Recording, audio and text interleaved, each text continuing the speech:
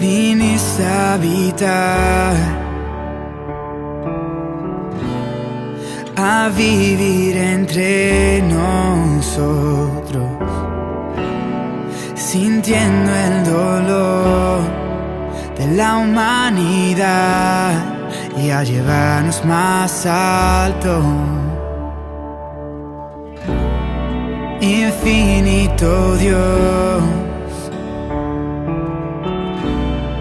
tu vida rendiste para mi culpa borrar, mi vergüenza quitar y llevarnos más alto. Vamos de gloria en gloria en gloria. Jamás seré igual, jamás seré igual. Vamos de gloria en gloria en gloria. Gracia que cambió nuestro corazón. Tu amigo yo soy, a tu reino me has traído. Esclavo fui yo, ahora tu hijo soy y me llevas más alto. Y me llevas más alto. Vamos de gloria en gloria en gloria. Jamás seré igual, jamás seré igual. Vamos de gloria en gloria en gloria.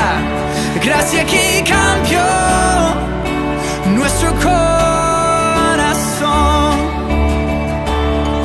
Jesús, queremos ver tu rostro y majestad.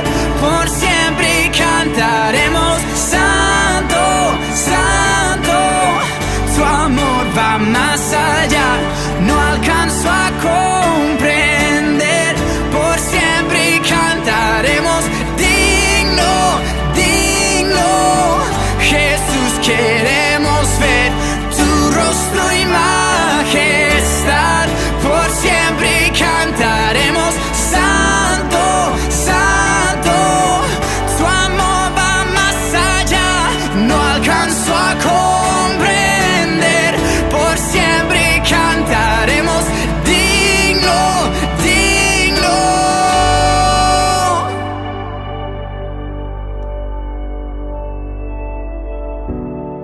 La tumba venció, la muerte poder no tiene. Jesucristo triunfó y el cielo abrió y nos llevas más alto. Y nos llevas más alto. Vamos de gloria en gloria en gloria. Jamás seré igual, jamás seré igual. Vamos más alto, más alto, más alto. Gracia que cambió nuestro corazón. Gracia que cambió nuestro corazón.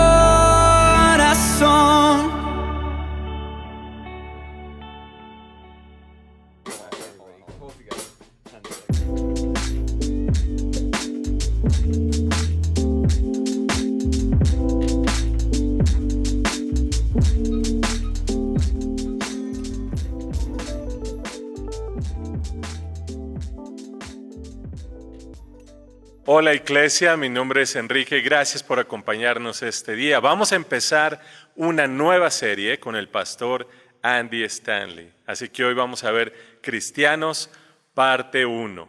Muy interesante esta serie. Si nosotros nos fuéramos al parque y le preguntáramos a 100 personas, oiga, ¿usted es cristiano? ¿Qué creen que nos dirían? Pero mucho más interesante sería preguntarles, ¿por qué? ¿Qué es lo que hace a una persona cristiano o no cristiano? Así que vamos a aprender, espero que esto sea de edificación para ti.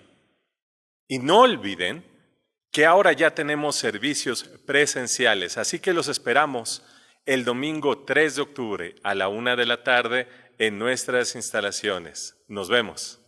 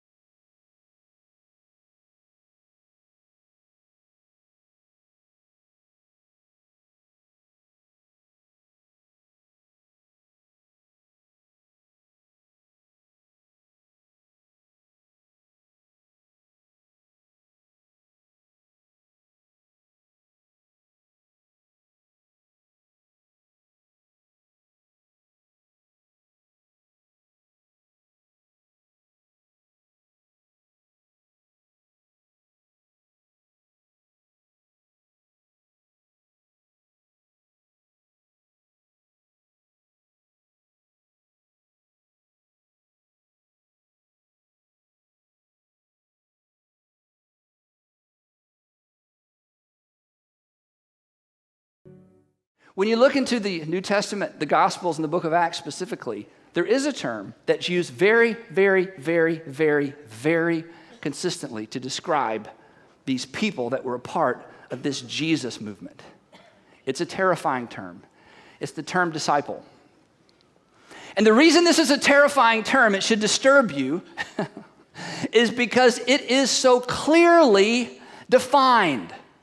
You can hide behind Christianity all day long. You can go to war in the name of Christianity. You can do all kinds of things in the name of Christianity. You can define it, redefine it, misdefine it, undefine it. You can do all kinds of stuff with Christian. But I'm telling you, you lock into this word, open your New Testament, and oh my goodness. A few examples. The one we just looked at from Acts chapter 11. Remember this? The disciples, think about the significance of this verse now. The disciples were called Christians. If you would ask the followers of Jesus, what are you? They wouldn't have said Christian. They would have said what? I'm a disciple. I'm a disciple. But the disciples who called themselves disciples were first called Christians. Now, from this point forward, look throughout the New Testament, you're going to see this word over and over and over. Now, what is a disciple? Well, the English word disciple means the same thing as the Greek word disciple, mathetos. It simply means a learner, a pupil, an apprentice, an adherent, and a follower. A disciple is a person that does this. I'm trying to make a decision. How would you handle this? That's how I'll handle it. Oh, I'm trying to decide how to respond to a situation. How would you respond to that situation? Oh, that's how I'll respond to that situation. What would you do if you were me? Then that's what I'm going to do. Where are you going? Then that's where I'm going to go. How would you react to this? How do you live your life? How do you manage relationships? Oh, then that's how I'll live my life. That's how I'll manage my relationships. A disciple is a person that's looking to someone to say, give me direction, show me how to live my life. And the answer, before you even give me the answer, I want you to know the answer is yes. Yes. Yes. Now, what is it you think I should do. Woo! See, that's different than Christian, isn't it? Christian, disciple. In fact, the word disciple is uncomfortable. In fact, you're hoping at the end of this message, I'm not going to say, which I'm not. So I'm not going to say, so from now on, we're not going to use the word Christian anymore. We're going to tell people we're disciples. You're going to be like, I can't do it. That's just weird. I mean, but that's my point. See, it's kind of hard to dodge the word and misdefine and redefine disciple. Here's some other examples. Just again, you find them throughout the New Testament. So the word of God spread, and the number of, not Christians, and the number of disciples in Jerusalem increased rapidly. And then here's one about the Apostle Paul. This is pretty interesting. When he came to Jerusalem, Paul, and I remember Paul persecuted the church. He murdered, he put people in prison. He was trying to get rid of the church, and then he became a follower of Jesus. And so the people who were followers of Jesus, they didn't trust him because they think, oh, you're just trying to infiltrate and, be an insider so you can have us all arrested. So he decides to try to join the church. When Paul, came to Jerusalem, he tried to join the disciples, and he thought that was a band. No, this was actually what they called the people who followed Jesus. And this isn't the 12 disciples, that's the apostles. This is just the general group of people who follow Jesus. So the apostle Paul tries to join the disciples, not Christians. They didn't use that term. But they were all afraid of him, not believing that he was really a disciple. That's how they describe themselves. And then here's cool. There was actually disciplettes. So this is just women. You need to know this, okay? Check this out. In Joppa, there was a disciple or disciplet named Tabitha. So even women could be disciples. It's awesome. She was always doing good and helping the poor. So the point so far in this series is we can hide behind the word Christian, but if you look into the New Testament and ask the question, what were these people really about and how did they describe themselves? They referred to themselves and to each other as disciples, which brings us to this terrifying, disturbing question, and it's this: are we disciples? Or are we just Christians? Are you a disciple of Jesus? Or are you just a Christian? Are you a follower of Jesus? Is your answer, yes, Jesus? Doesn't matter what the question is, it's yes. Or are you a Christian? See, that's just disturbing, isn't it?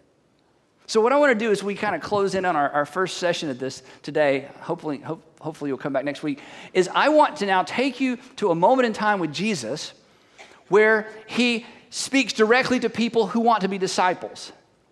And he gives them kind of okay, if you're going to be a disciple, not just a Christian, here's the bottom line. If you don't hear anything else I say, do anything else I do, here are your specific marching orders. And I'm telling you, as you're going to see, and this isn't new information. If you grew up in church, what I'm about to read, you have read or heard 1,000 times. This isn't like, wow, I didn't know that was in there. It's not one of those verses. But I'm telling you, if we had have gotten this right, if the, quote, Christians had decided, forget Christian, I'm going to be a disciple. If we had just gotten what I'm about to read, just this one element of Jesus' teaching, just this one facet of Jesus' teaching, if we just got this one part of being a disciple right, there may not have been any First World War.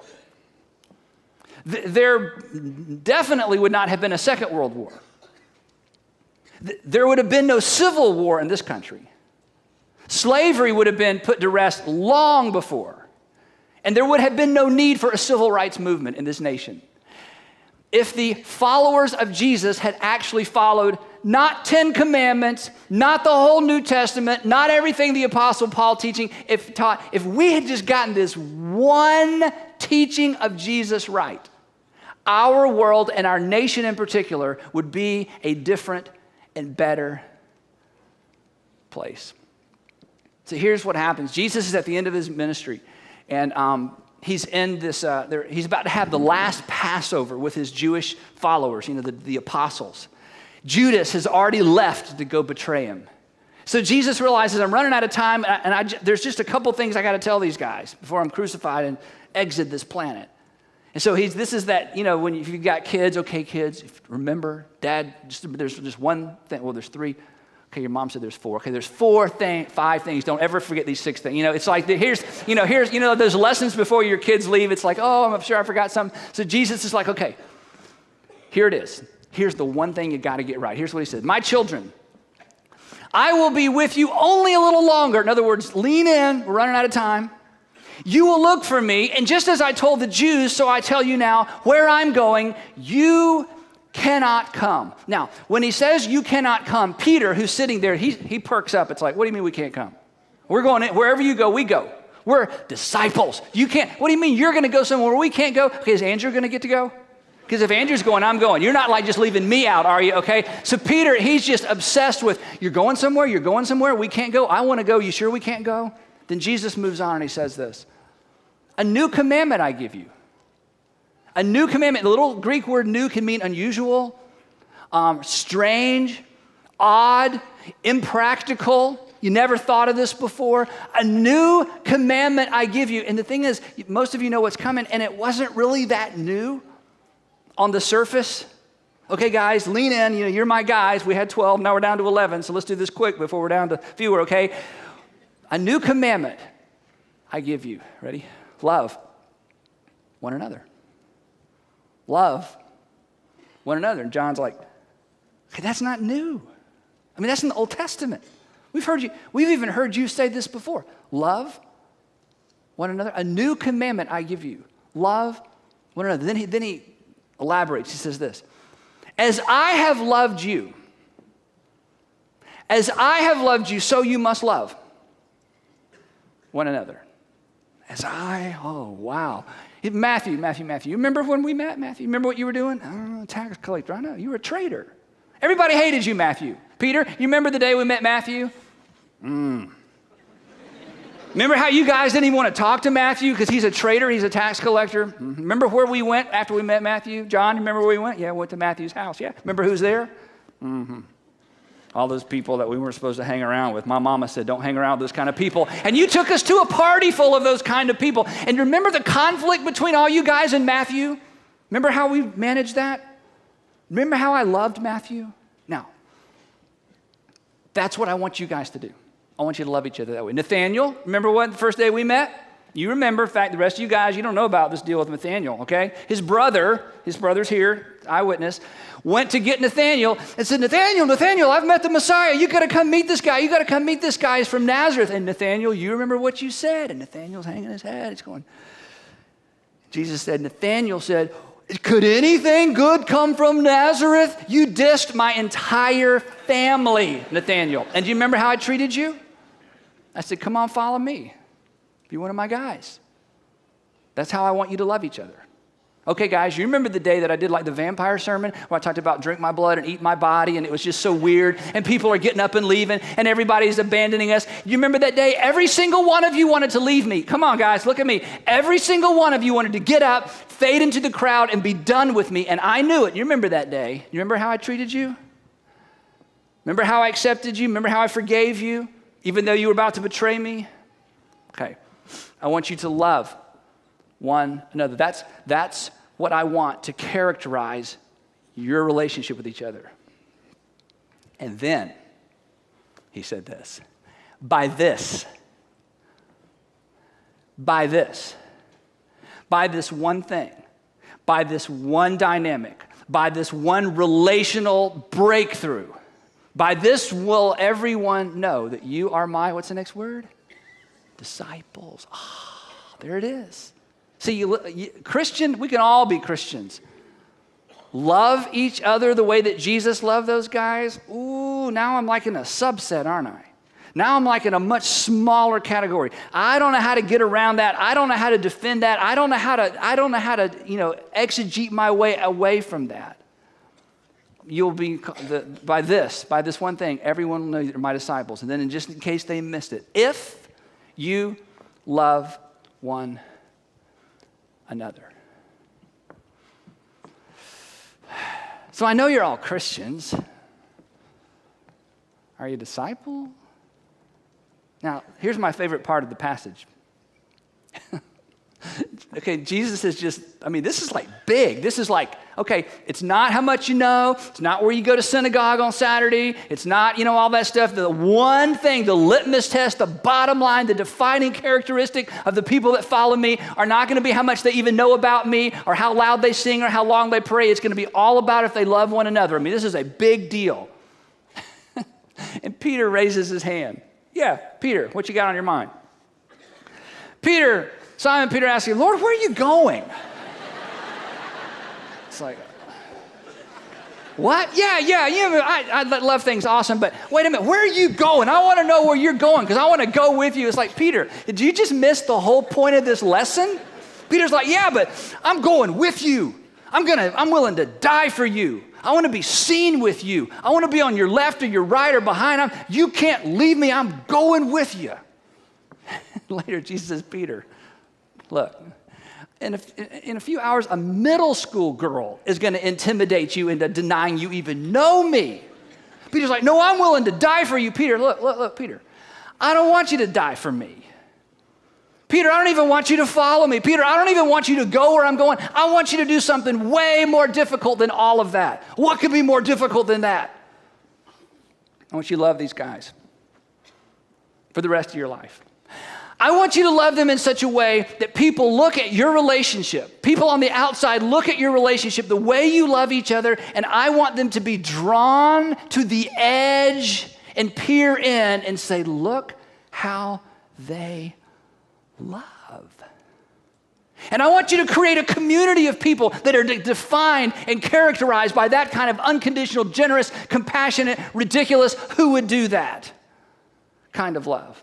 I want people on the outside to come to the edge unafraid that you're going to ask them to do something, unafraid that you're going to drag them in, unafraid that you're going to accuse them of something. I want them to be able to come to the edge of your community and look in and say, look how the men treat the women. Wow. Look how the women treat the men. Look how they treat widows. Look how they treat sick people. Wow. Look how they even honor children. Oh my goodness. Look how those masters treat those slaves, and look at how those slaves respond to those masters. Look how they manage look what they do with their money.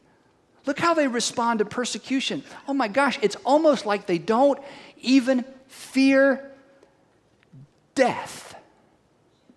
Look at them love. And Jesus said, I want you to go and build communities like that.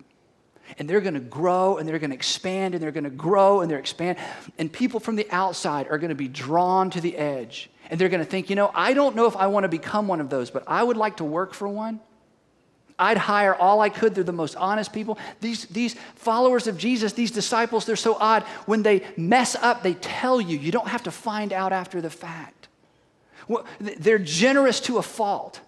They're willing to do the right thing even though it cost them financially. I would hire all of them. I don't know if I'd ever want to be one, but I would love to think that someone would treat my daughter the way those men treat their wives. I don't know that I would ever want to be one, but I would love to think that my son would marry a woman who would honor her husband the way those women honor their husbands. I don't know if I'd ever want to be one, but I'd love to work for one. Look at the way they love.